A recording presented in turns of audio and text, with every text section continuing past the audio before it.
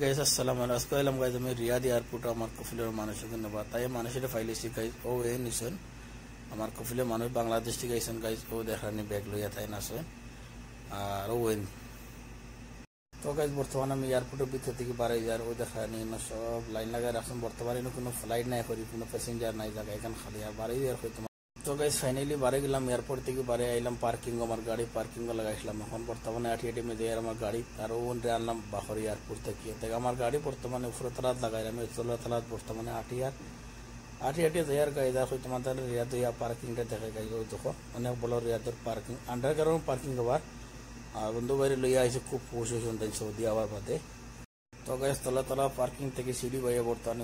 উপরে রাখছে আমার গাড়ি আর সিঁড়ি বাইয়া যাই আর গাড়ি দেখতে পাইছো আমরা তিনজন যাই বর্তমানে আর ভিডিওটা দেখতে থাকো তুমি তার লাস্ট পর্যন্ত তো গাইস ফাইনালি সিঁড়ি বাইয়া গেলাম উপরে আর দেখো উপরে তলা তাইলাম আর ও দেখো 242 নম্বর আমার গাড়ি লাগাইছি তো দেখো আমার গাড়ি ইনোভা বাহরাত আর ভিডিওটা ভালো লাগলে কমেন্ট শেয়ার করে দিও আল্লাহ হাফিজ।